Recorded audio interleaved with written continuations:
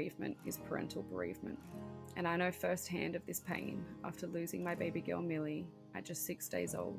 With no indication of complication prior to her birth, it came as a complete shock. We never got to see her eyes, we never got to hear her cry. As the weeks passed and we were riding the tsunami of grief, those around us expressed how useless they felt. They too didn't know that we felt so useless. We didn't even know what we needed. But I knew at that point that I needed to speak out. From Milli's life and death, this podcast was birthed. Little Life, Big Loss. As a safe space to talk about baby loss, grief, trauma, heartache, and hope. A safe space for lost parents to share their stories of their real-life angels. A place for our nearest and dearest to learn about our journeys and to gain a deeper understanding in how to help those who are riding the tsunami of grief. Welcome to Little Life, Big Loss. Hi there, Milli's mum here. My name is Rochelle and I am the creator and host for this podcast, Little Life, Big Loss. Whilst I hadn't planned on adding trigger warnings to the podcast, because let's be honest, our whole life and this whole podcast is one big trigger, I would like to preface a few things. Every episode I record could include any of the following: birth trauma, stillbirth, neonatal loss, termination for medical reasons, mental health, suicide, grief, and all things in and around all of this. Episodes might also mention living children, pregnancy, and pregnancy after loss. Please read the caption for a summary of what you can expect in this episode. The opinions shared by guests on my podcast are the opinions of those individuals and do not always reflect the same opinions of mine. We are not professionals, we are just lost parents sharing our story. If you hear of something that you wish to try for yourself, please seek professional guidance from a psychologist, a GP, or an OB. And finally, thank you for all the love and support that we have been receiving. I'm in love with this safe space that we have created for our babies to be spoken about in such real and raw detail. If you feel connected to an episode, please share it with someone that you think it might help. And if you would like to help our community, we have created a PayPal account, and we are asking that each time you listen to an episode, you just donate $1. If you go to PayPal and you search Little Life, Big Loss, any donations to that account will help us do so much more in this space. Thank you again so much. Amazing. We made it. We did. Once again, we've had some technical challenges, but we're here. We're here. That's the main thing. Welcome to Little Life, Big Loss. Yes. No, thank you for having me. It's an honour to be here to talk about our little lives that we have lost, unfortunately. So it's nice to be able to have a space where we can talk about them and, not have to be ashamed, I suppose, or worried that people feel uncomfortable talking about them. So absolutely. There's nothing off limits here. So yeah, that's good. So as I just asked Amy before we pressed record, she has listened to the podcast before, so she understands that it's just open slather, we just chat. And Amy's actually friends with one of the other ladies that I've interviewed on the podcast, Alison. Mm-hmm. I believe you guys were pregnant at the same time. So we'll get started with the first question, and then you can lead into. Yeah, no, that's fine. Yeah. Who was Amy before she experienced baby loss? I think I was very naive. I think I was very, I had losses of adult people in my life, and I always thought that was very traumatic and, but I definitely think 100% I'm not the person who I was before my journey started. But I don't know exactly how to explain how it's changed. I just think, it's more of awareness of what's going around. I have a lot more empathy for people as well, which I think I always had, but I think there's that bit more there to know that as much as someone might look like they're okay or look like, things are going well, it's not always the case, sort of for me as well. Like I've had 2 successful pregnancies, and I know that some people might have viewed me and been jealous or think, oh, look at her, she's pregnant, great, not knowing the thing. So I think that sort of opened my eyes to that. And just to appreciate, things in life a little bit more and know that you're not guaranteed anything, you know. So it's really sort of opened my eyes to Mm. how unfair life can be. It's interesting you say that. Really, you know. I went to IKEA with Crystal a couple of weeks ago. She's Whitaker's mum, Whitaker's Wings Yeah, on the podcast. And she has their new little baby with her. And we got into the lift and there was lots of parents in there, all with babies, all with kids. And Crystal yeah, kind of got separated through the lift and I was just standing there, obviously empty-handed.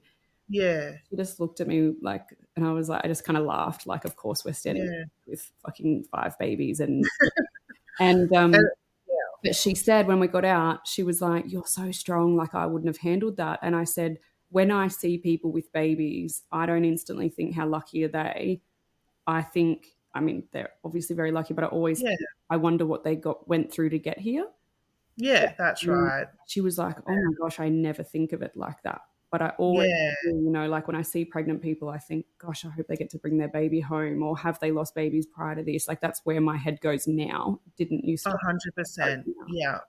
And that's the same. Like I had to do, like as I told my story with I had to do IVF, and it all of what I've endured, my IVF was kind of pretty straightforward. And sort of sharing that part of my journey with other mums doing IVF, they were sort of like, "Oh, you're so lucky." But again, it was like, okay, that little segment was fine, Mm, but the segments around it not so fine. So, yeah, it's definitely it's sort of, yeah, it's made me, I think, be more honest to people with how I feel. Like I was always a very guarded, very, I'll do it on my own, and it's made me realize that there's just some things you can't do on your own, and to ask for help and mm, reach out and say today's not a good day, or you yeah, know this has triggered me, or you know, and yeah. just sort of being like I'm upset. So I think if yeah, you don't talk about it, no one knows, right? I think that's been the biggest thing with my social media. People are like, I just had no idea it could be this hard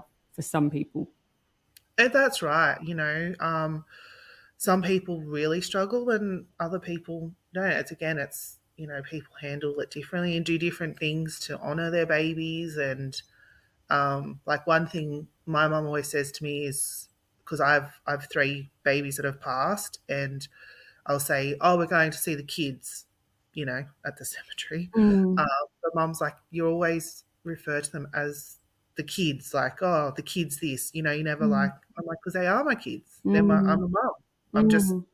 not physically their mum, but they're my kids, and I say I have 5 kids, and Wow. you know that's how I see it. So Yeah. you know that's how I look at it. Does And your mum not see it like that? Or, I think she does, but I think it's a generational thing too. Like what I went through, a lot of older people in my life come out and they're like, "Oh, I lost a baby," or and so many of them had that experience where it was just a, "Oh, okay, well we just brush mm, that under the carpet kind of thing and go to the next one." So going through everything I'm doing, like having like Bears of Hope, having these podcasts, having mm, you know, the cemetery is just anew to a lot of people of the older generation too. So mm. I feel like I you're think, teaching them and letting them, yeah. I think, grieve babies that they might have not even realized that they were grieving, you know. And So I feel like some of them in that generation could be like, oh, just get over it. We had to. But then I think there's yeah, also some. So I've got 2 girlfriends on the Central Coast who both had siblings that had passed away, and their mums, one of them, the mum did speak about it quite often, one of them not so much. yeah, So much so I thought my friend was an only child. I didn't realize she had yeah, a brother who had passed. And she messages me and she says, hey, like listening to your podcast helps so much. Like I'm learning a lot. And then she relays it to her mum. And now her mum is mhm. opening up 38 years later about Oh things yeah, she never felt confident or comfortable talking about. yeah. So it's crazy that, you know, I don't know how they kept it in for that long. You know, it breaks my heart. Like, I think it's a lot of things like back then too, you know, like I teach my 2 children that they have older siblings. So they're called their sister and brother in the stars. Mm-hmm. So, you know, my eldest, she's 4. So she'll talk about them a bit. She'll be like, "Oh, mummy, I've got a sister and brother in the stars, don't I?" And I'm like, "Yeah, baby, like, you Mm-hmm. know, or I say you've got an older sister." So I very much want them to know that they have, and we take them like so Christmas and Easter and that we go to the cemetery and we visit Mm-hmm. brother and sissy, um, and that. So yeah, so I make a very common practice to know that. they have siblings, and that's how I explain it to them, that they're in the stars. Yeah. So yeah. No, it's beautiful. So let's go all the way back to the beginning because I'd love to hear your story in full. Yeah. It's like a wild one. So it started in 2018. Yes. So basically, me and my husband were a few years married, thought let's start having a family. All my friends around me at that point had what I had perceived pretty simple, announced, oh, we're pregnant, had Yeah. babies, great, that's what happened. So we'll do the same. So we fell pregnant pretty much straight away. So again, I was like, tick, done. Everything was fine. Did our 12-week scan. Yeah, great. Everything looks good. We had straight after that appointment, we had our induction to the hospital, so meeting midwives and stuff. And that's when I got the first phone call to say that our results for our NIPT test had come back high for trisomy 21 and 18. So I was very like, oh, this doesn't happen to me, whatever, kind of brushed it off. They recommended me to get my Harmony test done. So I did that. That was all fine. And I'll never forget, I remember the midwife we were talking to, I told her about the phone call, and she said I was one of those mums that had to make the decision, blah, blah, blah. And I kind of went, oh, you poor thing. But I kind of in my head was like, it's not going to be me. So basically that was it. We got the results back from the Harmony test and found out we're having a little girl. And everything was fine. Cleared. Great. She's healthy. Off you go. So we announced Can you it. explain to me the difference between, what's the Harmony test? So the Harmony test is so the NIPT test, from my understanding, it basically is a percentage. So it takes all different things into, so like your weight, your age, certain lists on the blood test, and kind of produces a 1 out of 200 chance of them having these genetic conditions. So if you're a bit overweight, it could make your result higher. So I can't remember my exact numbers. They weren't like 1 in 10. They were like 20 in 300 or something. But they were still kind of what was considered a worry. And then the Harmony test was a more in-depth test. And they actually, I think... Never done it. Yeah, so that cost us like $400 or something. Yeah. Well, the NIPT test is 500 or something. Like we paid. Yeah, so like I think this actually tested for the genetics, from my understanding. Like I said, I was just told do this, so I was like, sweet, I'll do it. Like you tell me what to do, I'll do it. Yeah. So we announced it. We went and started buying the crib. We were having a baby, perfect. And the genetic counsellor from St George Hospital actually called us, and he'd been sent our test results, and he had found there was one result on there that he was a bit concerned about, which was our PAP-A hormone result. So basically that is your hormone that your placenta produces. Very basic medical. So it was a bit low. So he said he wanted to just have a chat because that could mean that she could be restricted from growth. My placenta might not grow as it should, so she could be born early, all this stuff. So that result should have been 0.5 or higher. So my result he was sent was 0.2. So he's like, again, not really worried, but could be an indication of something. Sort of left with high hopes. He rang us a couple of days later and apologised and said that the reporting clinic had stuffed up my report, and my results weren't 0.2, they were 0.02. So that is really, really not good. Yeah. So I was about 14 weeks at this stage. And he asked us to come in to do, and I can never pronounce this word, amniocentesis. So where they take the... Amniocentesis? Yeah. Yeah, I can never pronounce it. So I was 17 weeks when we did it. So we had to take a bit of the placenta to find out what was going on with her. Yep. So we went in for that, and they did the scan. Sorry. And I'll never forget it. There was no sound. And I just remember laying there. And I remember staring at the ceiling and just going, just say the words, because I knew there was no sound. So they did. They said, we're really sorry, but there's no heartbeat. She's passed away. So it was a shock. I was in shock. But I kind of knew. I think as a mum, you kind of have some inkling. So we lost her. I was 18 weeks by this stage. So she had passed away. The hospital were amazing. They took me straight across to get the medicine to induce labour. Yeah. And I always remember like ringing people. My husband unfortunately had to do the phone calls. I just couldn't do it. And that was, I think, the worst part was telling people that, you know, we'd lost the baby. So the hospital, like I said, they were incredible. They explained what was going to happen. And I just said to them, I don't want to see her. I don't want to push. I wanted to kind of detach myself from it because I knew I wouldn't have the strength to do it. So we went home and just kind of in shock, like in disbelief. So 2 days later, I went back in and I went into labour. So that was my first experience of childbirth. Again, the midwife I had that day, she was just a blessing. She was giving me I called her my drug dealer because she was every drug possible to ease the pain. So we kept saying, you know, come back here, my drug dealer, to try and have some humour. And Bears of Hope reached out and explained to us about the cemetery and, you know, if we wanted footprints and photos and everything like that. So it was really good. There were things I didn't even think of. So she was born on the 6th of February at 3 o'clock.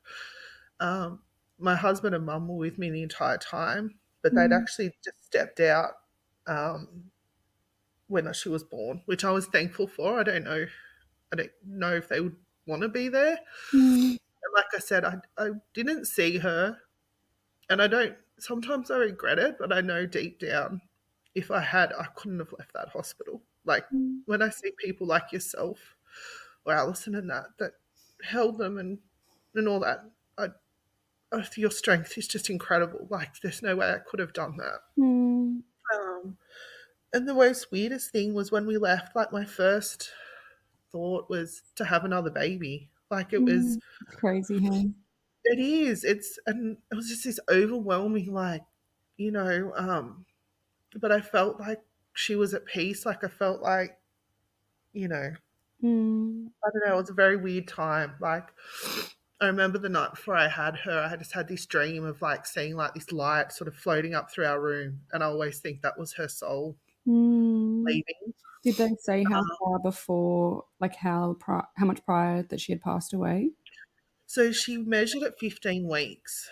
So they said, you know, so I always wonder too, if I hadn't have gone to have that test, how long I would have stayed pregnant for. Like, would I have got to 20 weeks to go get the next scan and found out? Because my body showed no signs that there was no bleeding, no cramps, absolutely no indication that she had passed away. Yeah, so we basically, pardon? 6th of Feb 2018. Yeah, so 2018 she was born at 6th of February. So basically, baby, my birthday. Yes. So basically we just sort of, my whole life become having a baby. Like I threw myself into having a baby. We got like her feet are tattooed on me, so that was my very first tattoo. My dad was very against tattoos, but he allowed me to have that one. I'm an adult. And everyone was shocked. I'm like, these are her actual footprints. Like, this isn't a reduction. These are the size of her feet. So that was very important to me to have that represented. And so was it Bears of Hope that organised the footprints and stuff for you at the hospital? Yeah, so they did all that and organised that with a counsellor and them. And they also took a photo of her and said that it will always be at the hospital. So they said at any point in the future that you decide that you want a photo. Have you ever got it? Pardon? Have you ever seen it? My mum has kept it and has it in her room. And every now and then if I've gone into her room, I've seen it. And I, again, like, I sort of look at it and I think, oh, and I just think, I feel like the pain would just be too much to handle. But I think I will. I sort of just recently have sort of felt like I want their photos. I have like a little keepsake box. Yeah, of course. Yeah, it's just, and I think too, it's like when someone's really sick when they pass, you kind of just want to remember them Mm. in a way in your mind. And I think that's how I want to remember her, is just sort of picture a baby, because Mm. her autopsy came back that she had I can never pronounce this word either, Triploidy.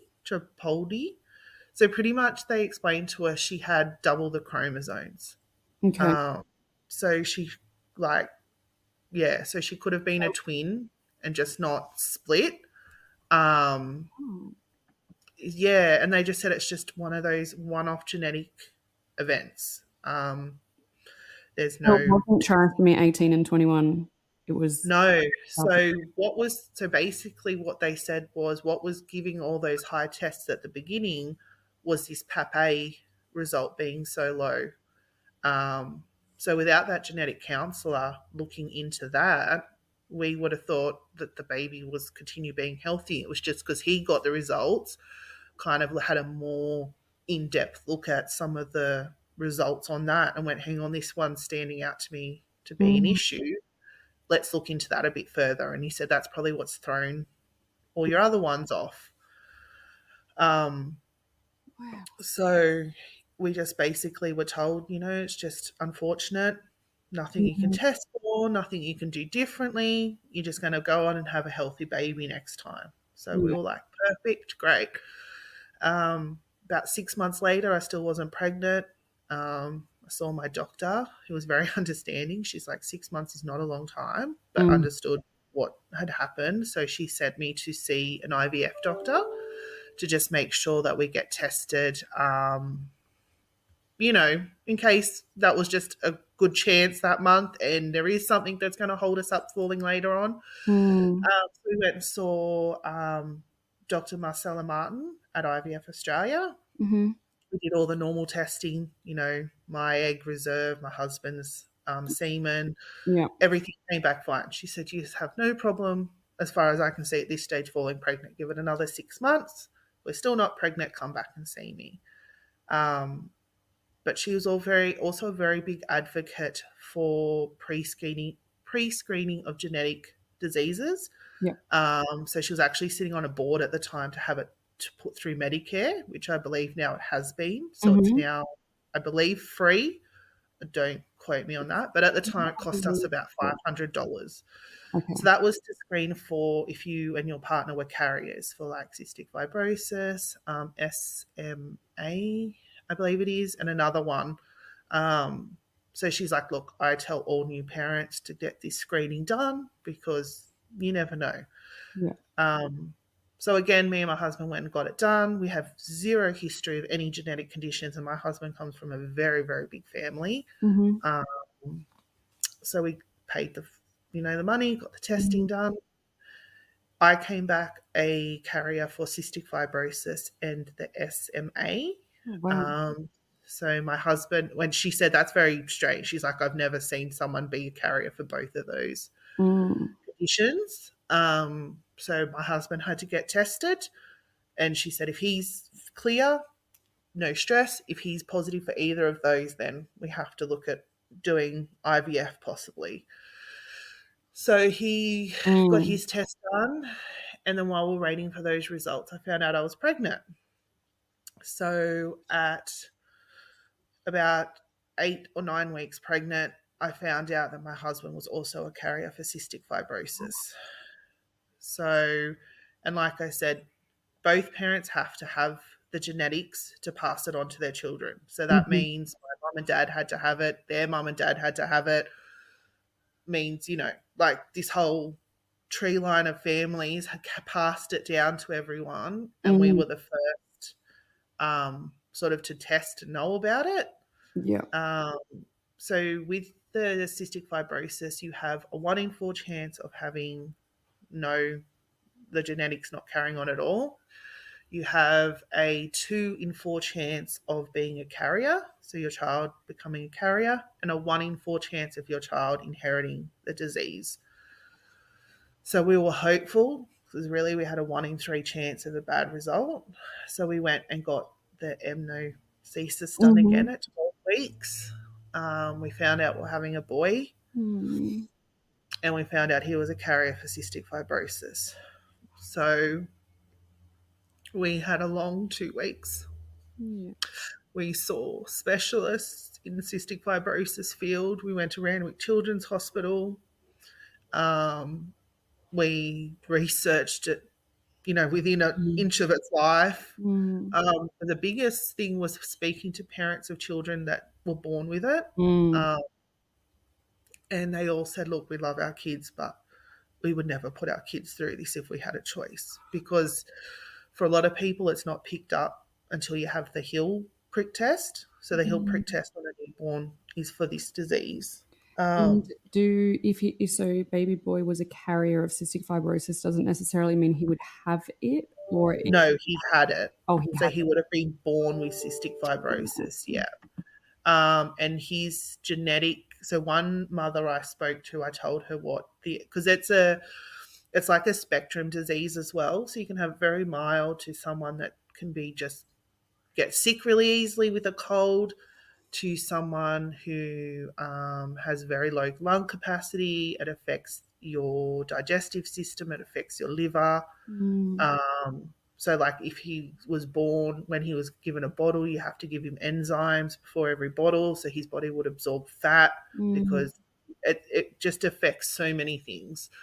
And his genetic makeup was the severest. So he would have, if he had have been born, he would have probably might have only made to teenage years, if that. He would have needed a lung transplant.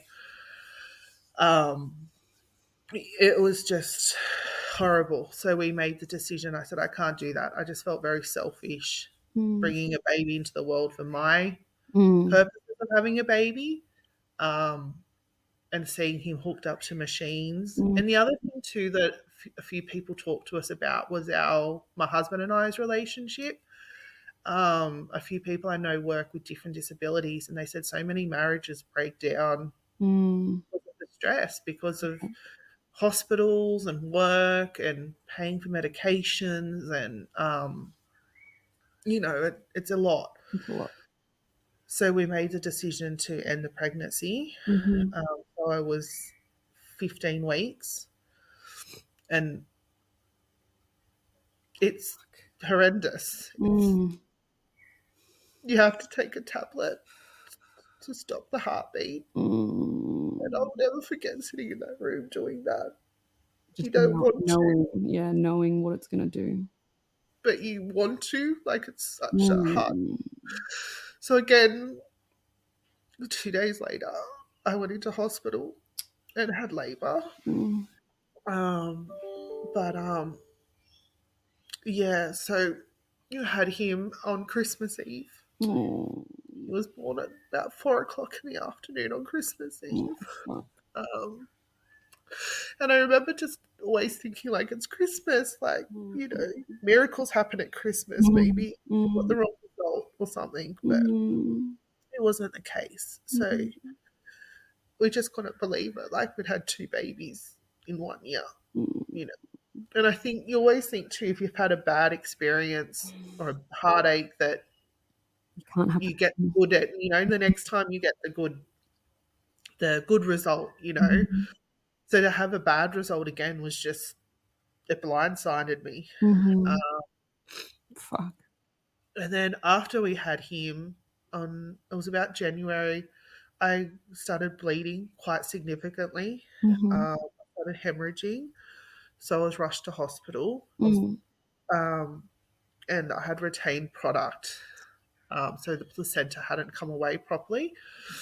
And I was sitting like through all of this, obviously, I had stages of being upset and hurt. But I remember this day was the day that that was it. Like, I was sitting in the emergency room, just blood clots, And a trainee nurse was trying to get the blood cannula in and everything. And I just remember this, I said to my husband, I'm done. Like, Mm.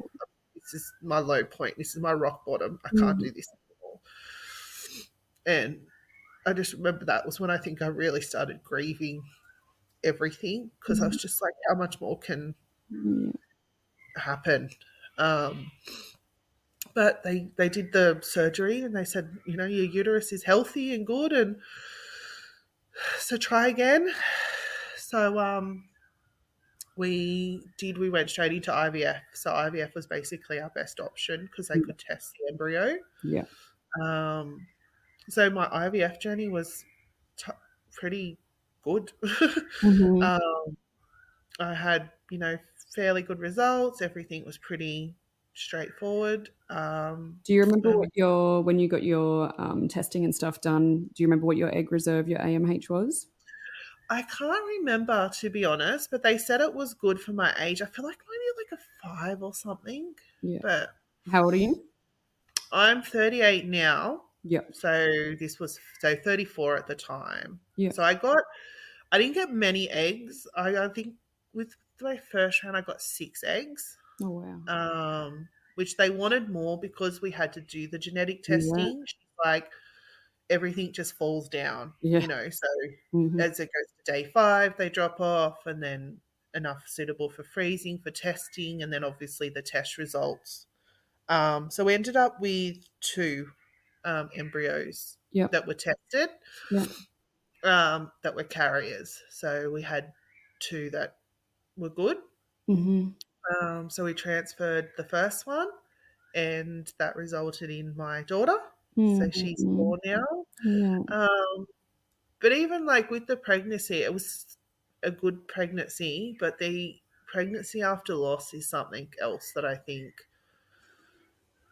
was a learning curve. Like the anxiety, the stress, the worry, every little pain, every little thing, um, it was really hard. Like it hurt a lot because it took a lot away from what should have been a joyous moment, sort of finally getting what we wanted, but I was just so anxious Yeah. all the time. I was in the end, the hospital just had me booked in once a week to be monitored because they were like, midwives knew me by first name. I think They I've were like, been moving into my hospital. I'm like, just check me in from week 1 now.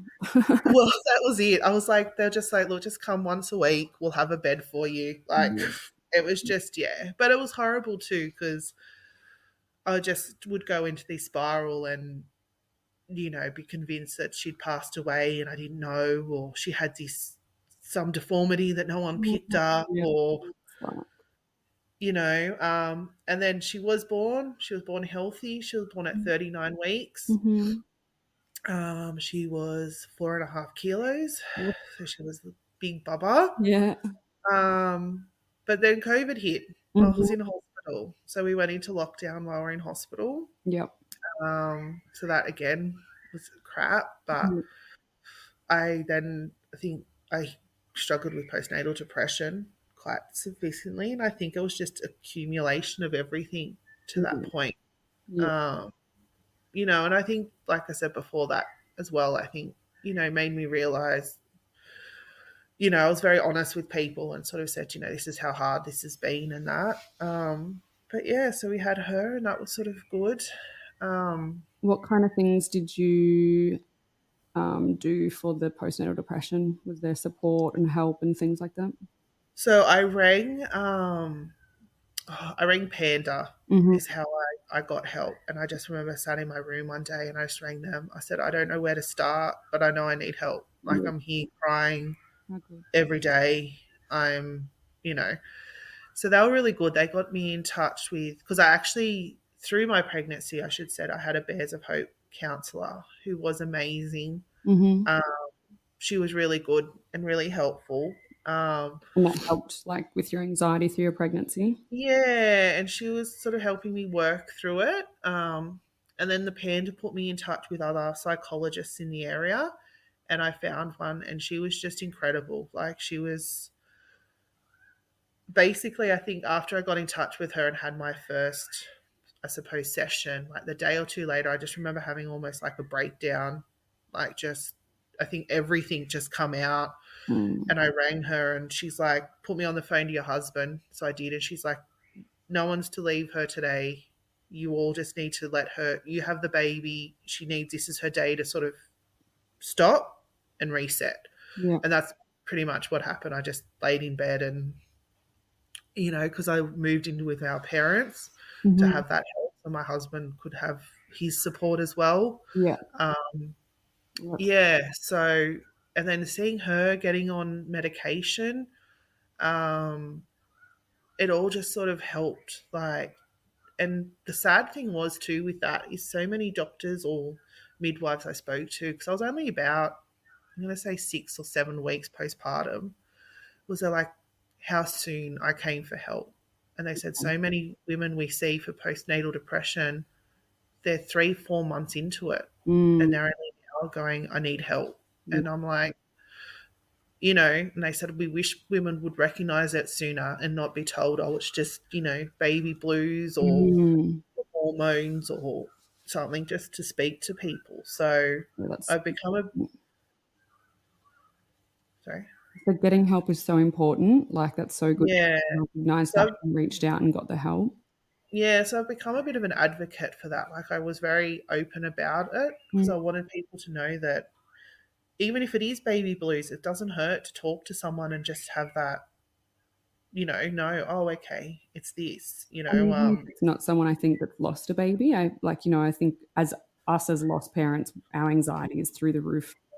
Yeah. More than normal. But I think even just first time mums or, you know, people that have babies without loss still, you know, still get postnatal depression, still get anxiety, still have fears. I know that some of my friends have even said to me just recently, like, their anxieties, they had babies around the same time as Milli, and their anxiety was so high because we lost Milli. They were like, well, fuck, is that going to happen to us as well? Like, and I think that's the thing, when you're exposed to a loss, like, and how Milli was, like, it was such a rare genetic condition. It's not these things, and that's what I think scared me too. It's like, these are things that have just come out of such left field. Like, these aren't your normal, you know, miscarriage. Like, yes, like, wow, these things can happen. Like, you hear these stories of people that have these 1 in 1,000 chance, and that doesn't happen to people, you know, and then when it happens to yourself or people that you're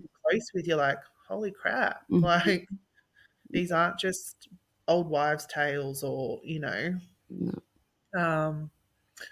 So we, you know, once all that passed, we were good. Like, we sort of did what we did with a toddler and a newborn, like a baby. And then in 2021, we decided we'll try again. So we thought we'd do our transfer of our second embryo. So we were waiting to do that transfer. And I found out I was pregnant. Because of my period didn't come to do the transfer. So I did a test and it come back positive, and I was gobsmacked. I had no idea, you know, it didn't even enter my mind that it was feasible for me to have. You know how babies are made. I know. And and it's so funny because when I looked back at the time, I was like, I had been really sick a few weeks before, and I was like, that bug I had the other day, every morning it just really rears its head. How dumb. Like, I've had 2 pregnancies and I didn't go all morning. Like, duh. Yeah. So we were like, kind of like, maybe this is it. Maybe this is my chance to have just a baby, you know. We were all kind of, my husband were like, oh, crap. You know, again, straight back to the cystic fibrosis thing. We're like, no, you know, we sort of tossed around, like, do we end the pregnancy now, knowing a possibility? But I couldn't do it. I couldn't, knowing that there was still a 3 in 4 chance of it not having it.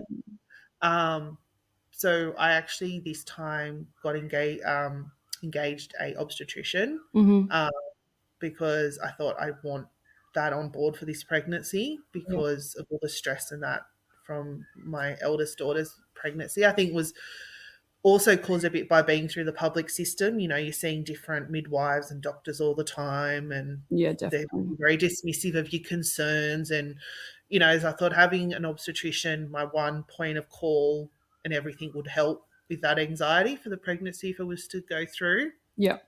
So I did all that, explained to him, you know, what had happened. So he said, let's just straight away, we'll go get their amniocentesis again. Mhm. So So what yeah, is the earliest they can do one of those? so the earliest you can do it's at 12 weeks. Yeah. So it's really, it sucks because you're, you're not obviously well into your pregnancy, but you're far enough along where it's, you know, you're getting the ultrasounds done and you're Oh, starting to bond sure. with the I mean, baby at 12 and weeks, you can see on the screen a full little formed. a little baby. That's Yeah. right. Like, you know, that's your safe zone. Yet here we are entering, you know. So we did that. We found out it was a boy, and we found out that he also had cystic fibrosis. So my obstetrician's like, I've never seen this. Like, because this is so rare for you to basically have two babies with this disease. And still the fact that no one in either of my husband and I's family, like we have, So like my no, husband, no he's one's like had it. 8 nieces alone that could have had this disease that never did.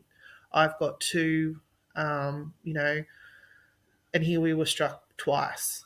It was just mind boggling. And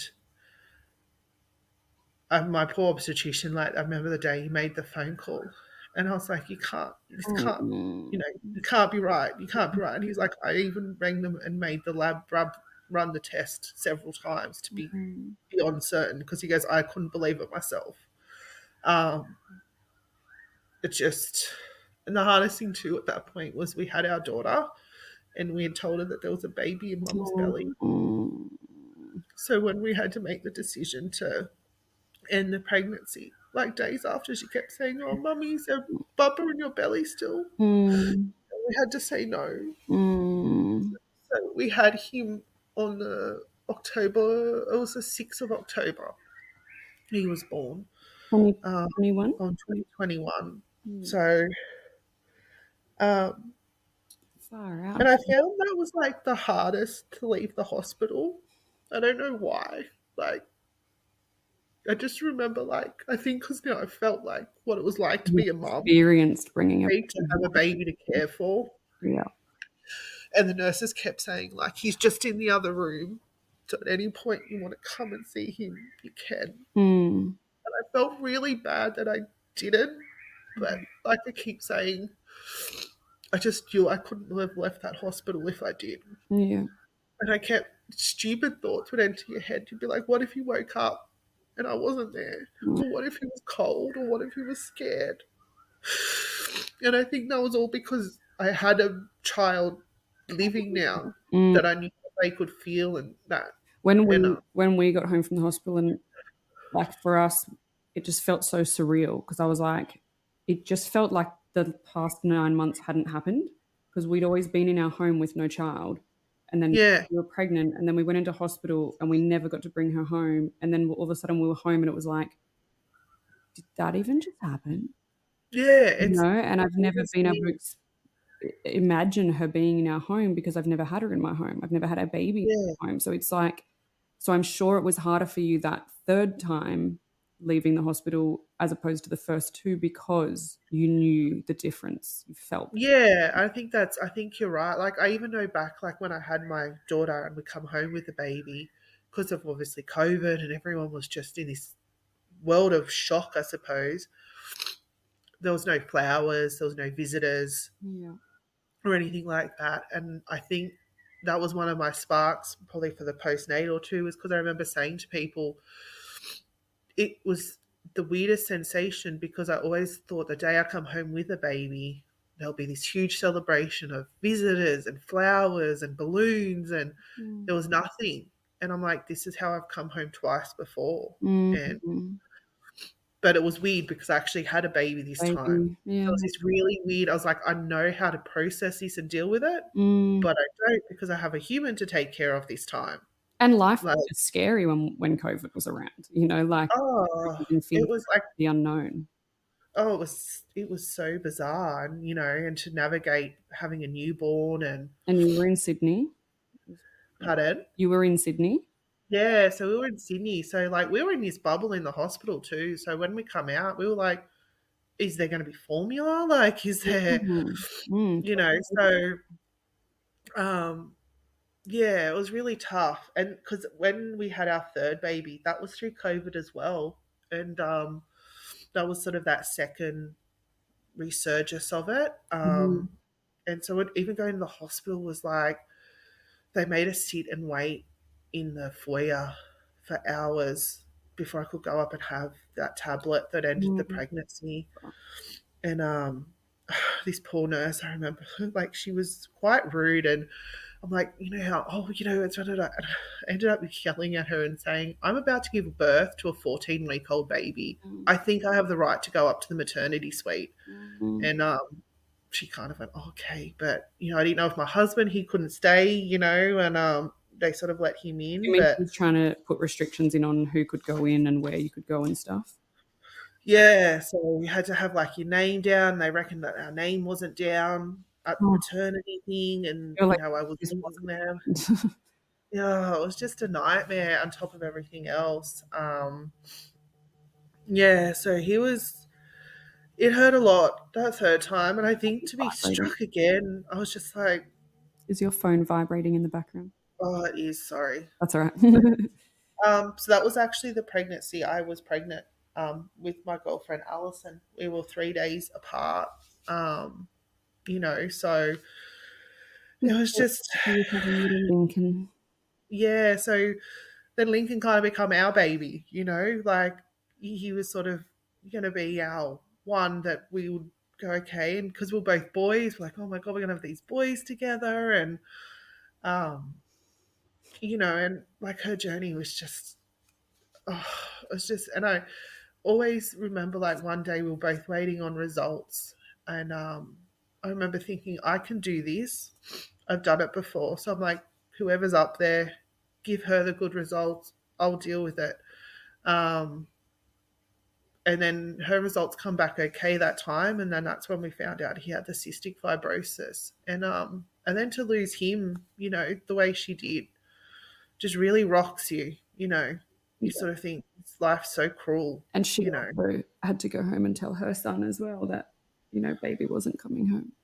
And she was so strong. And I think that was one of the things too, I was saying before about people being pregnant. Like there were times where I was a bit like, oh, she still gets to have her baby, and never imagining how that would end. But it's also been a solace having someone in your life that Mm. gets it. Yeah. That when the days are like, oh, I saw this today and it triggered me, or Yeah. I have one of those too. But I think too, having like the TFMR, so termination for medical reasons, was really hard too, because you feel like you didn't really belong in any of the care. Like I felt like an imposter if I reached out to like Pink Elephants or any of those miscarriage support groups, because I'm like, do I deserve to be here because I made the decision? And I think that was a really heavy mental thing to deal with as well, because you're seeing these mothers that are like losing babies and Mm. had no control over it.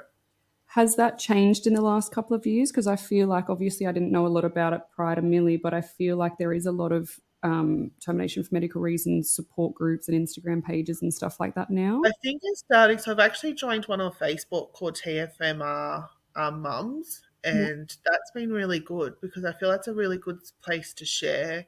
A lot of people share their experiences, and Mm. and there's actually, I think it's the 12th of March is actually TFMR Day, Yeah. to sort of honour the mums and babies and dads and families that Mm. have gone through it. Yeah.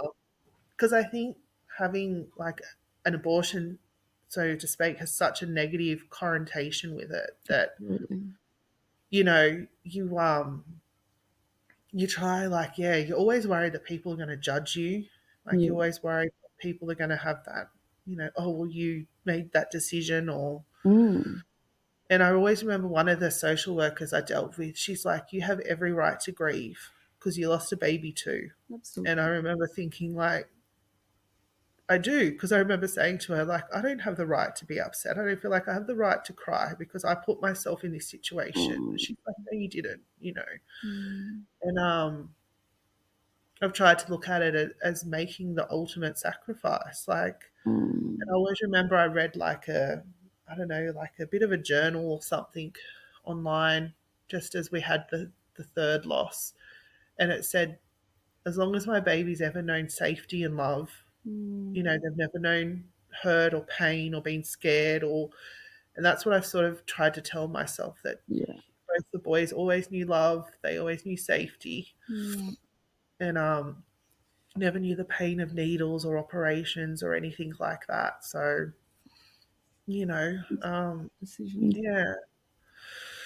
So I had more, after I had him, I had to have another surgery because I had more retained products, another huge bleed, just, spontaneously one day it come about. So that was not very pleasant. Is that a So again, common thing that if you have a termination for medical reasons or an early, like first trimester loss, is that a common, or it just happens Um, twice? I don't know, to be honest. No one ever sort of brought it up. And when I actually had my third baby, I kept saying to everyone, can you please do whatever you can do to make sure that the placenta and everything has been taken out, because, this is what happened last time and I don't want that again. So I think it's just an unfortunate thing. Because I suppose it's like a normal, like when you have them at that early age, it's just like a normal birth. You birth the baby and then you birth the placenta. Um, so I think it's just, It's just it's just bad hard. luck. Just Yeah. And I think okay. too, like, I don't know if it's because it was like a healthy pregnancy, that because the placenta might have been attached a lot more come through. But so we went sort of through that. We went ahead with our second transfer of our embryo, and unfortunately it failed. It didn't stick. So Yeah. I don't know why. Just nothing. We had no, my HCG I think was like 3 or 5. Yeah. So there was no thing there. So I was really scared. I thought, are we going to have a second baby? So we did another round of IVF. Again, it was pretty straightforward. We had 3 embryos that came back clear. Yeah. So we transferred the first one, which is my youngest daughter, who is 16 months. So, so she was, I was more prepared for my pregnancy with her. So I had like what I called my team. So I had my counselor, I had obstetrician, everyone on board this time, and I really got on top of the anxiety. So I was actually able to kind of enjoy my pregnancy, which was nice, and just be pregnant. And, there were still times when, the fears come back and whatever else, but most of the time it was, and she, it's funny, like the one thing I wanted to experience was a spontaneous labor, because everything so far had been, Did you be IVF. induced with your first? I was induced with my first, because my anxiety was just through the roof. So they said, we're just going to induce you. Yeah. So I was like, I said, well, just this time to just have something about this journey, just spontaneous, and it was, my waters broke at my mum's house one afternoon out of nowhere, and she was born 6 hours later. So on Australia Day. Oh, cool. What year? She came 2023. Oh, cool. Yep, just last. So last year she was born. So sort of, it's been a long journey, starting in 2018 to getting here, and it's just, like you look back and you just think, what the hell was that? Yeah. From thinking falling pregnant in the first month and thinking, sweet, like this is simple, to, what are we, years later, you know. And even, like, when you were sitting in the hospital with your second one, when you were hemorrhaging and you said to your husband, like, "I can't do this," and then look what you continued to do, you know? Yeah, I think I had to just reach that rock bottom. I Mm, think it just really stop being strong for a little while and just really just deal with everything. Because I say to people too, grieving babies is a very hard thing. I mhm, think it's not only obviously so emotional, is when you grieve someone that's passed, like a nana or even a parent, you have songs you can listen to, you have places you can mm, go, you have things you can do to remember them. And when you lose a baby, what do you do? You mm, know, like yeah, that's, you sort of don't know what to do with yourself. So, mm, it's hard. mm. So, You either have to make I was just when I was driving up to Brisbane this morning, I had Milli's playlist on, which is pretty much all I listen to now, and it's just yeah, songs that Dylan created when we're in the hospital and was putting in, and every now and again I hear something and I think, "Well, that can go in her album." And so I guess we've just made up our own little things to, songs that we love for her. Um, yeah.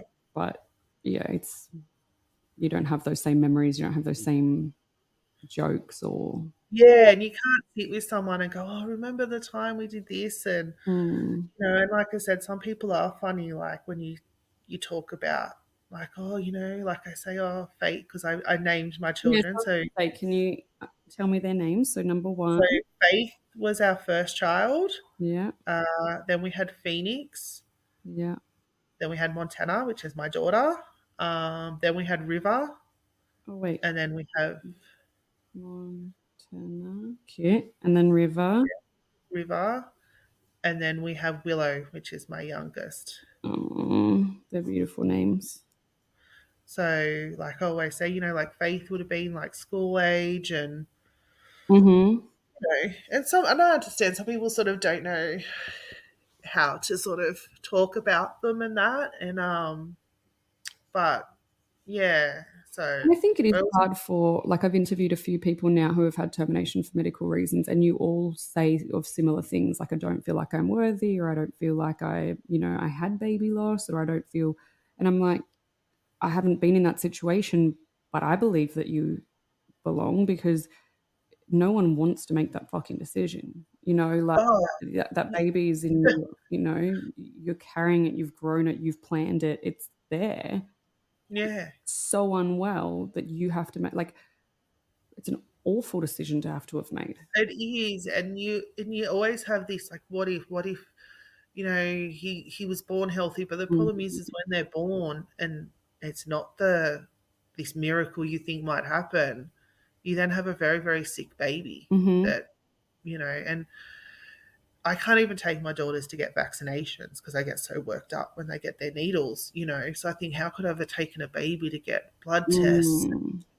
put on incubators and have surgery and all those things. So, I've like, I've been chatting to and a girl over in America who has a little baby with the same disease Millie had, yeah, and they don't normally live past about a week. Is yeah. I've met a couple. They live to about 5 or 6 days, the same as Millie. And this little boy Jackson over in America, he's 10 months. Oh, And wow. when I see her posts, I get really sad because obviously, like, I wish Millie was here. But then I was chatting to her the other day and I said it, and she said, honestly, she goes, I love my son, but wish he wasn't living through this. Like, Oh, they're having so 100%. many surgeries. They never know what the next day is going to bring. Like, even though they've got a photo on Instagram of him in the pool, you can't see all the tubes that they had to remove for him to go for that little swim, and then the risk of infection, and just they're living a living hell essentially. And so That's it. it's so fucked up. It's so Well, fucked we knew like one family we sort of spoke to when we originally got the diagnosis of Phoenix's cystic fibrosis. They had older kids that were like 20 and 16 with cystic fibrosis. I was like, oh, look at their ages. And, they were doing apprenticeships and, they were sort of living normalish up. lives. And after we lost Phoenix, his son, I believe, went in for a lung transplant and had a stroke on the operating table and passed away. And I said to my husband, losing my baby was horrendous. But could you imagine having him for 16 years and then losing? No. How do you, and he was meant to be having this surgery that was meant to prolong his life and help him, and it didn't. So that, it kind of, helped me heal a bit more, because I thought things like that, as tragic as it was, it kind of made me go, I've made the right decision. And it is hard when you see people that have those diseases and they're flourishing, but like you said, it's like everything. You see the good part, but then they're going to show you the down days, or like her child, because I even said to her, like, does he have a life expectancy? And I said to her, I probably feel like I'm the only person that's confident enough to ask that question, but and she said they think he will live quite a long life, but so they're not even going to be able to have more kids, though, because her whole life now is just to be his carer. And so it's such a shit scenario. Like, it's just not, it's not something you would wish upon anyone, to have to make the decision and or have the decision just handed to you. Yeah, and that's the hard thing. Like I said, if we hadn't have had this genetic testing pregnancy, we would have found out when he was born, when he had the heel prick test, the blood test. That's when we would have found out. And sometimes I had wished, like, in a way, that was the scenario, so we didn't have to make the decision. But then, like I said, speaking to some of other parents, they're like, we wish we'd been in your position, because they were the ones that were blindsided. Like, I know one mum, she had 3 other kids and this was her 4th. And when they come back and said, she has cystic fibrosis, they were like, we have 3 other healthy kids. What are you talking about? Because they said she was obviously the 1 in 4. So, and you sort of... I'll put a link in the show notes for the genetic testing that you're talking about, because it's Bella, who had baby Mackenzie. Yeah, so the Mackenzie Foundation, So they and I tell any people I know now that are trying for a baby, I say to them, get this testing done. And I get the same answer most of the time, but no one in my family has it. And I say, neither does my husband or I. Like, we're such a good example.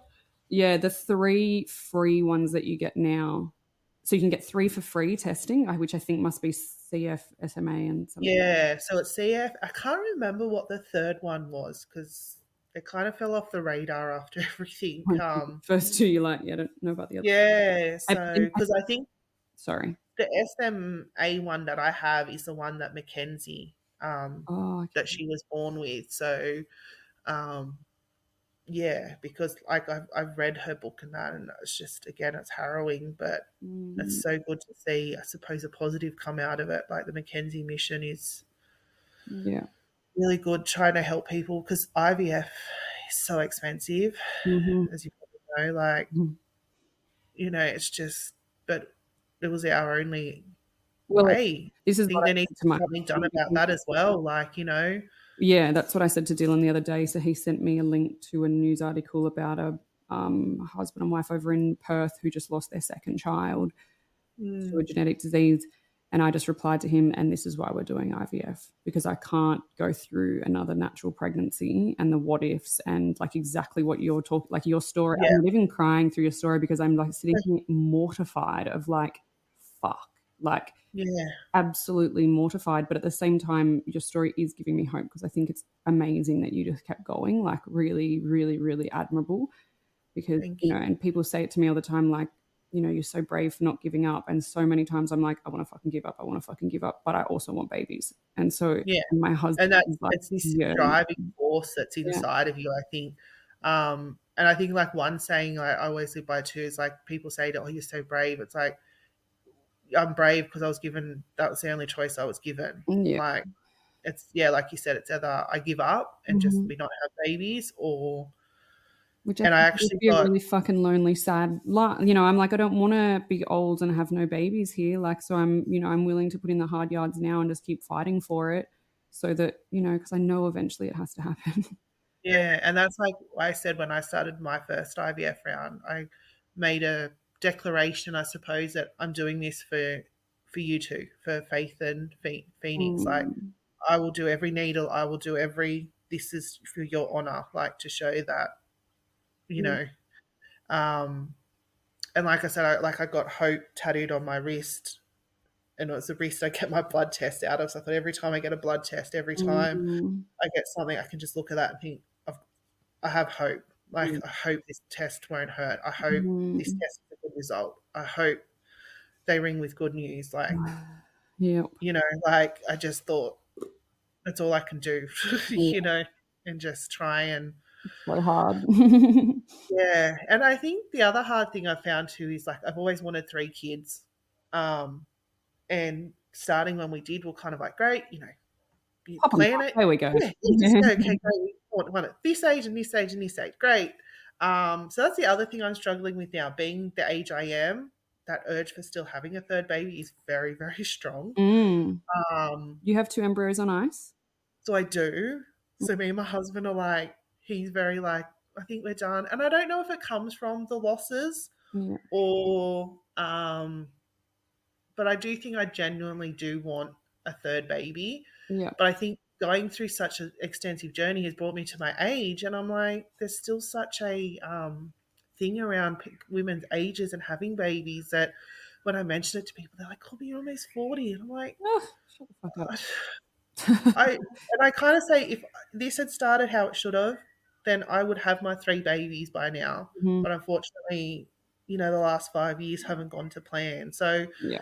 I think that's the other hard thing for a lot of women when they experience loss, and that's we don't have time. You feel like you don't have time to grieve and process it because it's like that biological clock. It's just ticking Oh, away in the absolutely. background, and I have a low AMH, and yeah, I'm 38 and a half. And so when I was yeah, pregnant with Millie, I already thought I was old when I was pregnant with Millie. And yeah, so when we lost her, I was just like, what the fuck? Like, this can't happen. Like, yeah, I'm already such high risk of all the fucking things. yeah, I have stage 4 endometriosis. I have low AMH. I'd already had a miscarriage. And then we lost Millie. They've cut my uterus twice to get her out. Like, yeah.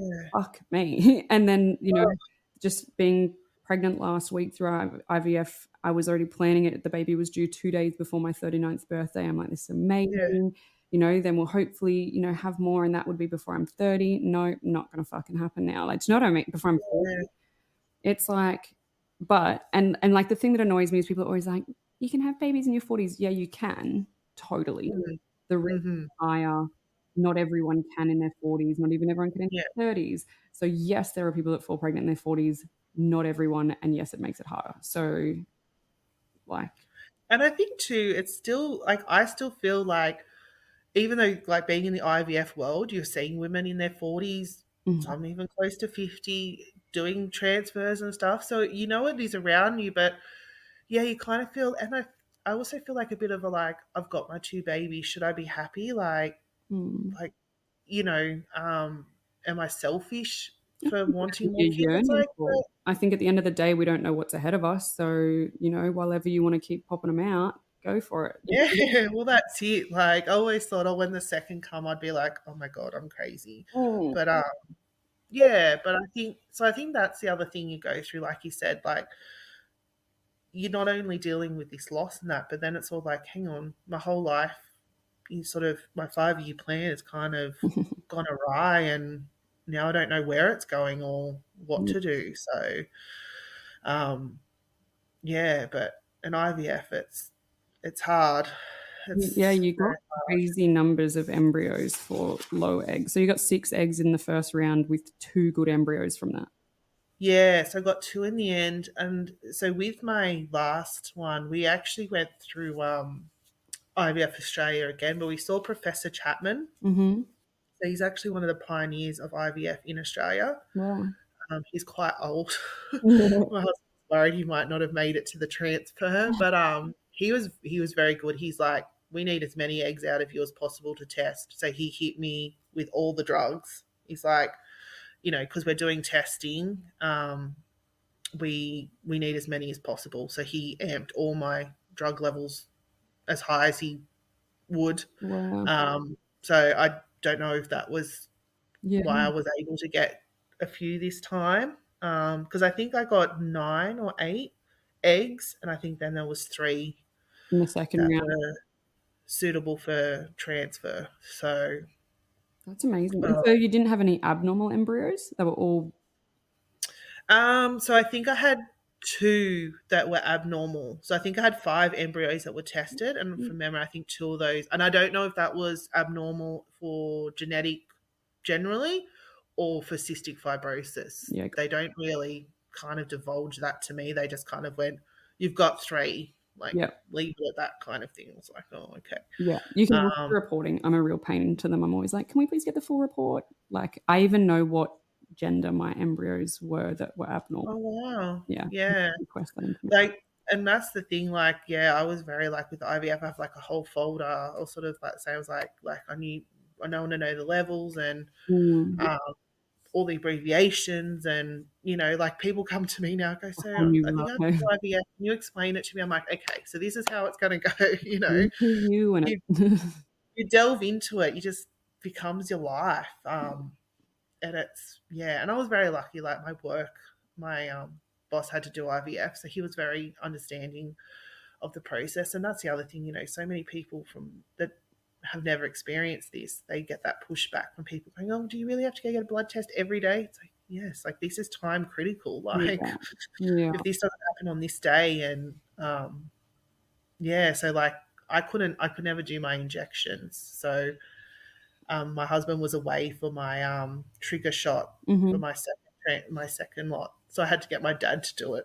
He was very Oh, nervous. that's cute. I was like, "I can't do it. You have to do it." And he's like, and I said, "But it has to be at like 7 o'clock on the dot." So we're like at the like watching the seconds tick down, and so I said, "Well, I we asked Siri to set me an creating alarm grandchild." last month. I said, "Siri, set me an alarm for 8 p.m. for my trigger."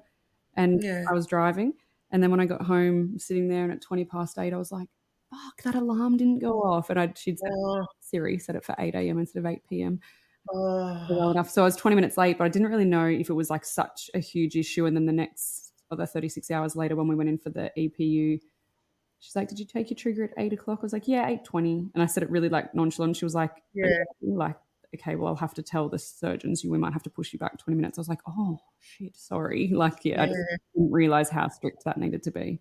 yeah. Like it's just it's this whole new world, but yeah, like all the needles, and then I come home and there was still a bit left in the needle. I was like, "Oh my god, is this?" And in Mm. the end, I just went "Ooh," and did it, and I was like, "Oh, it was the first and last needle I'd given myself," Oh, and I wow. was like, "Oh, I just could, I don't know, You just get hold scared, right? What if that needle." little bit of medication makes the biggest difference or Oh, that's right. You're so worried, and then I was like, "What if that 2? If I get bad results, will I be like, oh, is it that mill that I left in there, or yeah, you know?" But yeah, the doctors I've had through IVF have all been really good, really that's great. understanding and stuff. So yeah, it's been a hard journey, but I'm very thankful that I have my girls, and but there's still days where I think that's the other thing too. I think when you do have your second baby, there'll be times when you still want your other babies. Like I remember being pregnant with Montana, and I just crying. I'm like, I just want my other 2 babies here. Like Mm, I didn't. It wasn't so much like I didn't want this baby. It's like, but I want my other want 2. all of Like I them, want yeah. them back. Well, like it's like you want everyone to come back. Mm, So you kind of feel like they might replace them. You think, oh God, if I have that baby, then mm, the other one kind of the hurt and that will go away. But no, there's still times today where I just get really sad. I'm like, I just yeah, want to give them a big cuddle I and just know. that's the hardest thing. I went to a new church on the weekend just with a friend to visit, and a heap of people from my old church were there, and half of my mother's group, and I wasn't expecting Yeah, that. And one of my good friends was standing in front of me with her 10-month-old. She was born 2 weeks after Milli. She was actually yeah, induced the day of Milli's funeral, so she couldn't come. And she's a little brunette baby, and I was just watching her, and I didn't cry or anything like, but I was just watching, just like, wow, like that's what I'd look like holding Millie, or Millie would be at that age. And, and like I mhm, was, we were playing and laughing and having fun and whatever, but it's just like, yeah. I don't think there'll ever not be a constant reminder of Millie not being here, one No, of my siblings. no, 100%. It's always the little things, and like we're looking at moving away from where we live at the moment, so we won't be near the cemetery. And my husband sort of just said in passing the other day, he's like, oh, what are we going to do? We're going to be at the cemetery. And I just lost it. And he sort of looked at me, he's like, what's the matter? I'm like, how do I leave them behind? Like, how do I go and them not come with us? And he's like, they're not there because they were cremated. And I'm like, I know, but to just know that I feel like I'm leaving them behind. And that's such a weird, some of the feelings and thoughts you have, like when it rains at the cemetery, sometimes I get upset. I'm like, oh, they're in the rain. Like, should be out. And he's like, it's just their plaques. You know that, don't you? And I'm like, I do. But if they're not buried there, can you take their plaque? Is that something you could go to the... So that's something I've thought about, because we're in Sutherland. So at Woronora Cemetery, they have this Garden of Angels. And all it is for babies lost during pregnancy. Wow. So it's a little garden with a huge angel statue in the middle, and then you just get your plaque. And the hospital, once a month, babies that have been born that are before the 20 weeks are cremated, and then their ashes are sprinkled over this garden. So that's something I have contemplated, because I have their plaques there to see the cemetery where we're going. But then it's such a beautiful spot. I'm kind of like, I don't want it. Yeah. Like you could even just make like a little garden at home and just have their 3 plaques in a garden. Well, that's it. And that's why I've got their feet tattooed on me, because I said to my husband, that way, no matter where I go in life, like in this situation, moving, they're there. Like they're with us. But I'm also thinking of getting like a bit of a photo shoot done with my 2 other girls at the cemetery, to kind of have that as all my kids together kind of thing, to keep a photo. So they're all things, like I've got my box upstairs that's got like their footprints and their little outfits that the hospital gave us and everything. So, but I think it's just all these, grief makes your mind think weird things. And I think, like I said, it's sometimes good speaking to people that kind of go, I get it. You're not crazy. I understand where you're coming from. And like you said, like with the songs before, like all their plaques have got songs on them. So we have 3 songs that are sort of the songs I listen to when I'm missing them, or if I hear them, I sort of get a bit, luckily they're not popular songs. So I'm not, Do they all have their own individual song? So Faith had The Dance by Garth Brooks. So basically it's just a song about, it says, I could have missed the pain, but then I would have had to miss the dance. And, I think that's like a line that was really poignant with us. Like, we could have not had her and not had the pain, but then we would never have had the love and time we had with her. And then Pheonix is one, I don't actually know what the title of the song was, but it's just about, it's like the words about a child passing away and saying, just make sure that my mum and dad always know I'm around. And then River's one is a song by Chris Stapleton called, it's missing my head now, but it's a song. It's like, it's about angels, and it's basically saying sometimes, like one line in it is, angels come down to teach us and then they leave us. And again, I think that's poignant with me, because I feel like he came, he did what he needed to do, and then he's gone. So, and I'm actually seeing that artist live next year, so I'm really excited to hopefully see that song sung live. Your eyes out. But so I've got all those things, so I'll try and do everything. We have Christmas ornaments for them and go to the cemetery at Christmas time and everything. And I think it's beautiful. Like it's a hard journey, but I look at all these mothers like you and all the mothers you interview, and just think, how do we do it? I literally don't know. Still, we don't, but we do it. So and I think one of, like, a lot of the things you've said in here have been so amazing. Like you've brought so much awareness to the genetic testing, which I'll post about in the show notes, and then even just about like Panda getting support like through anxiety and postnatal depression. So anxiety during the pregnancy and then postnatal depression after. Bears of Hope counselling was a really good one that you mentioned as well. The fact that they helped you in the hospital with the loss of the babies. Lots. I think you're also. But I think, like that's the other thing is like when parents are going through the pregnancy after a loss, like, make sure you have that support there because you're going through a lot of hormonal changes anyway, you're emotional anyway, and just try to not rob you of having that joy after experiencing such heartbreak. Try and, because that was what I found hard too, was like, I'm like, I should be so happy, this should be so joyous and celebratory, but here I am just riddled with anxiety, and I hated myself for it, but there was nothing I could do either. No, well, when we announced our pregnancy last week, I had so many people messaging like, so amazing to see you, so joyful, you give me so much hope. And so we were so excited. I was saying to people like, I'm 5% scared, 100% excited. Like I just had no fear. I thought that was it.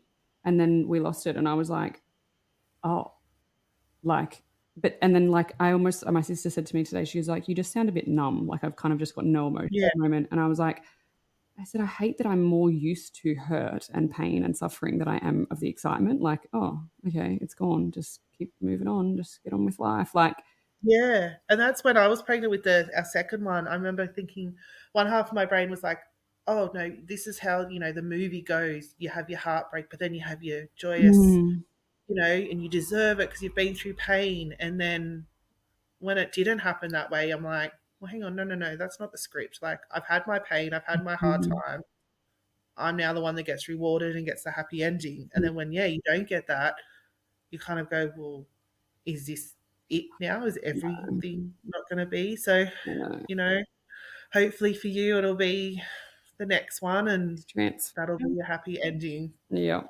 3's a lucky number. So, it's just waiting to hear back from our genetic testing for our 5th and 6th embryos because we had 2 abnormal in the first round, and then in the second round we had 1 abnormal, 1 good, and then the good one was the one we transferred, held, and then didn't. So we've got nothing at the moment. We've got 2 that have been sent off, so we're just waiting for them. They're still another 2 weeks away, so we just sit in. That's the worst part, isn't it? Yeah. It's just so much waiting. Like I'm waiting to get my period from this embryo that's failed, so it's like essentially waiting for a miscarriage. Yeah. And, I said to Dylan, do we just start another round straight away? And he's like, let's just have a break and wait for the embryos. But then if they come back abnormal, then we just have to start another round anyway. And then it just depends where my period is at. And then if they come back good, well, then we can transfer. But it's just everything is time, right? It's just sitting and waiting. That's the hardest thing. Like, you think, oh, do I wait? But then that's another, few weeks. And to some people, few weeks is nothing. But when you're in the midst of it, it could be everything. Well, it's a matter of, we've got the sign still sitting under our TV, Milli's going to be a sibling baby coming summer 25. Yeah. Well, if we started this month and transferred, she still might have a sibling come in summer 25, but if it's and that's another month, well, then all of a sudden it's not summer anymore. Like, it's just all of that. Yeah, it's those things. And I think too, like, I found myself being in like, I kind of liked IVF in a way because it gave me things to do. Like, I think if I was trying to naturally while grieving, you're sort of, I suppose, sitting around doing nothing until that one night, and then you'd feel back around again. Why with IVF, like, I've got appointments and I've got blood tests and I've got to keep on top of this and I've got to do this, and it kind of kept me busy and motivated. And I love when you say one night because I'm like, we can have sex 6 or 8 times in that 1 week and it's still not fucking enough to fall pregnant. It's like, come on, how do people? And you see so many people just seem to do it, and you just think, we can go back to never hardly even had sex. I don't even know how it happened. I'm like, oh my fucking god, it's like, But yeah, I do feel like IVF does make you feel productive, like you're working towards. Yeah, and you feel like you've got people in your corner, like you've got your nurses and your specialists, and we're all here for the one purpose. You're not sort of on your own. You feel like you have a little bit of control as well, a little bit. Yeah, that's it. And I think, like, I remember, like, the first pregnancy not even knowing what didn't know what a HCG was, you know. Now I'm like, well, what was your level? Is it this level, this level? Is it this high? Or oh, okay, you know, like you so many of my friends with kids still don't know what those things are. I'm like, yeah, you know, Dylan's mum, a couple of months ago, Dylan said to his mum, oh yeah, well, Shell's ovulating at the moment. How does she know that? Like, what the fuck? Like, or she's testing her ovulation or whatever it was, you know. And I was like, it's funny that people can live their whole life, women can live their whole life, have babies, whatever, and just not know half the shit we have to know if you go through infertility. Yeah. And I think, like, I know when I first felt pregnant, I just knew what the movies, like, oh, you take the pregnancy test in the bathroom and next thing that's it. And it was like, I didn't know about blood tests to confirm the levels, or if it was this, or like when to get ultrasounds, or like all the shit we should learn in school, to be fair. Yeah, no, that's right. Well, even my mum, she was like, we had one ultrasound at like 20 weeks and that was it. You know, she goes, so watching me do IVF as well, she's like, wow, like she kept learning so much. And she's had 3 kids, so you know, like like you said, so wild world. Thank you very much for sharing. I think you've shared such amazing things today, and I think all of your bubbas will be so proud. Yeah, so I'm wearing my special jumper. So my husband got this for Mother's Day, so it says that. Oh, that's cute. Mama established 2018. Their names. So that's my 2. Montana and Willow. And then that's my other 3. Faith, River and Pheonix. That's so beautiful. So, and he, God bless him, had the thought to have it on my left arm because that's the side your heart's on. So, and it's good, and it brings conversation up. Like, I saw a lady say, she goes, oh, who's Faith, River and Pheonix? So I got to talk about them. So I like that too. I like that it makes people ask and you can talk about them and honour them that way. So it's nice. What was I going to say? You talked earlier, like in the beginning, about you got advice that perhaps having a baby with, you know, complications and stuff would be hard on your marriage. How has your marriage been going through everything you guys have been through? Like, it sounds like your husband is beautiful and thoughtful with that. Yeah, no, it's definitely made us stronger. Like I said, it definitely, like I said at the beginning, it made me open up. So now I'm a lot more open with him, and I think we've both seen the rawer side of each other. And I think it's, at the end of the day, even though everyone around us has experienced some sort of loss, we're still the parents. And like definitely, I think it's made us stronger in the sense that, you know, we've experienced this huge loss together. Yeah. And like I said, I find myself, I'm a lot more open to him. You know, like I say, I was just upset today, or, you know. But yeah, but it's still tough. Emotional stuff. Guys. Pardon? Is he good at showing his emotion and expressing it? Yeah. No, not at all. So, you know, he's very much the, you know, men don't cry. Okay. You'll be right. Yeah. And I remember that's when we they said the words at the ultrasound with Faith, I'm sorry, there's no heartbeat. I remember thinking, I've never seen my husband cry, and I looked over and he was breaking his heart, and that's when I went, holy shit, like, yeah, like I knew it was serious, but I thought I've never ever seen him cry, and so that was really tough. And hurt. I've said it so many times, like, seeing their heartache is what makes your heart fucking break. And I think it's so hard too, because you want to offload so much onto them because they're your person, but at the same time, you know, you've got to check into them. And I remember the first counsellor saying to us, you've got to check in on each other. And we made sure for the first few weeks after losing Faith, we just kind of went, are you okay today? And it'd either be just a no and then we'd leave it, or yes or no and want to talk about it. But I'd always just say to him, are you okay today? Because I knew he would never say it himself. And I think that's where Bears of Hope are really good too, because they do try and bring men into the conversation a lot, which I think kind of does get a bit blindsided sometimes, especially like even through IVF. Like, they just sit in the corner until it's their time for the small room, you know.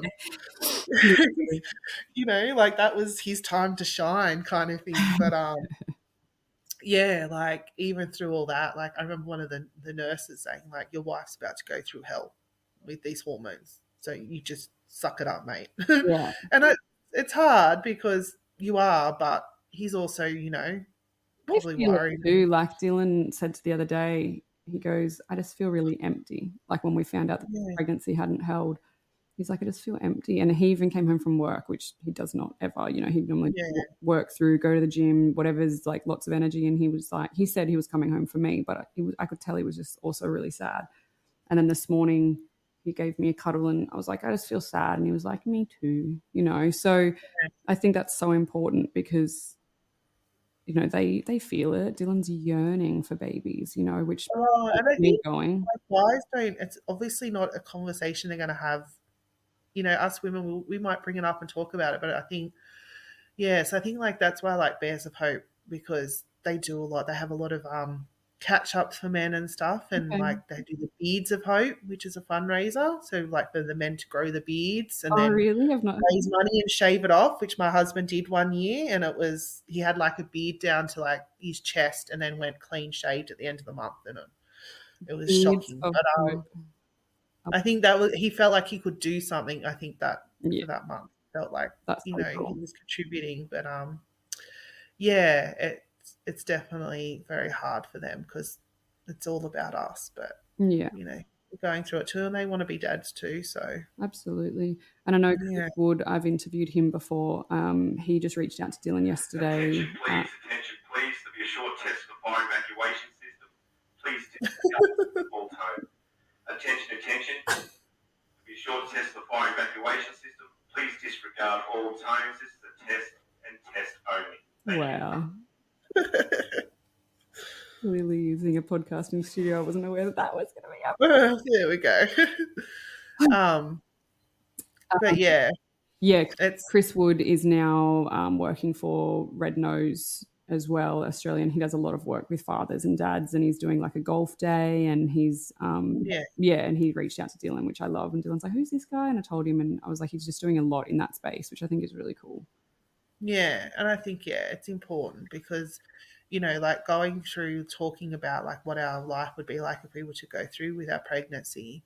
He was very honest with me and said, I don't think I can do it. He goes, how do I work 60-hour weeks to pay for medication and not be able to come to the hospital to see my baby sick, or Yeah. watch you fall apart, and not be able to be there because I'm so exhausted from working to try and make sure I've got the medication and the money for nurses and stuff. And Yeah. And I think also living. I appreciated him being honest in that point and not just saying, oh, it'll be all right, going, I don't think I can do this, because that really was one of the keynotes for me as well, to go, okay, this isn't what our life needs to be, so. I think people hold a lot of guilt about making those decisions, but I think, like you've said, if you speak to any parent that is going through it, the decisions would have been different, and maybe not for everyone. But I think also, like, we lived 6 days in that hospital every day, not knowing if it was Milli's last.